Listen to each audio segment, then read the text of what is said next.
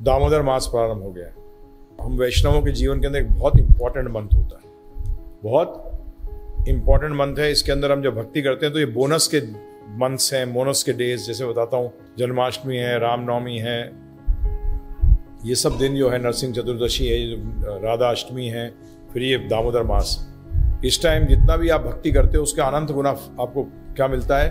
फल मिलता है। फल का मतलब क्या हुआ कि आप उतने करीब आते हो भगवान के, उतनी आपकी शुद्धि होती है। देखिए, हम सब भगवान के बहुत करीब है, सिर्फ अलग क्या हुए हैं? अशुद्धि के कारण। बोलते ना कई बार, यहाँ रखा हुआ है कोई चीज़ और कांच गंदा हो तो क्या होगा प्रभु जी? नजर आएगा? क्या करने से एकदम नजर आ जाएगा?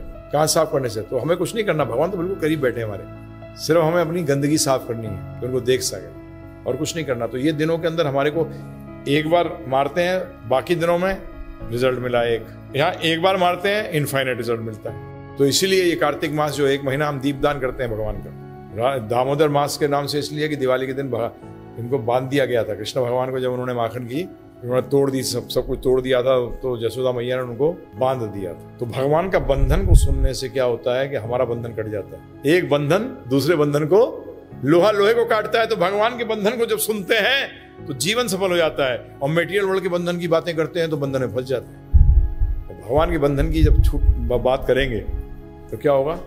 क्या हुआ? भगवान के बंधन से कौन मुक्त हो गया था? बताओ। नल कुबे मुक्त हो गए थे।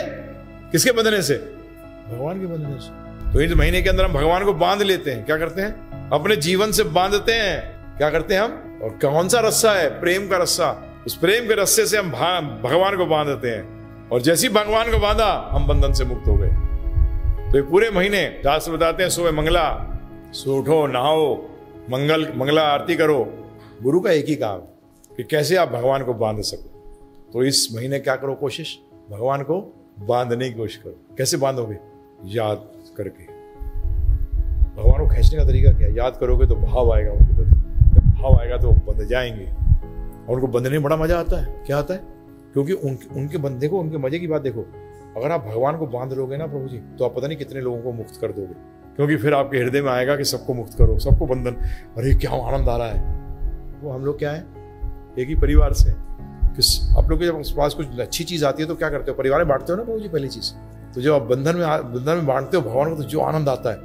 प्रभुपाद जी क्या है ये पता है आपको? ये लोग वो लोग हैं जिनकी ग्लास फुल हो गए थे भगवान के प्रेम से, तो ये छलकने लगे। क्या करने लगे? क्या करने लगे? ये छलक है ना, ये हमें प्राप्त होती है, इससे हम शुद्ध होते हैं। क्या होते हैं? इससे हम शुद्ध होते हैं। तो जब हमारे अंदर से वो भाव छलकने लगेगा, अभी तो भर रहा है, अभी तो खुद ही पूरा नहीं हो रहा, जब ग्लास भर जाएगा और छलकेगा तब प्रचार होगा। तो इसलिए वो तरीका क्या है? भगवान को क्या करो? बांध लो, जाने मत दो। बस बांधने का एक तरीका है। कैसे? अभी कैसे बांधोगे? भाव से। हर टाइम उनके बारे में सोच रहे, बंध गए। यशोदा मैया क्या कर रही थी? हर टाइम किसके बारे सोचती थी, और उनके बांधने से कौन तर गए? दो तर गए। देखा? तो भगवान को बांध लो 24 घंटे, एक महीना कोशिश करो। Remember God, you develop that love, वो प्रेम प्राप्त। चैंटिंग करो, ज्यादा ध्यान से करो, भगवान के बारे में सुनो। दूर रहते हो, पास रहते हो तो आना चाहिए यहाँ। सुबह शाम दीपदान होगा, नहीं तो घर पे दीपदान करो सुबह शाम। दामोदर अष्टक पढ़ो। क्या करो? डिवोटी से मांगोगे दामोदर अष्टक का जो कीर्तन के रूप में भी, भजन के रूप में भी है, उसको सुनो।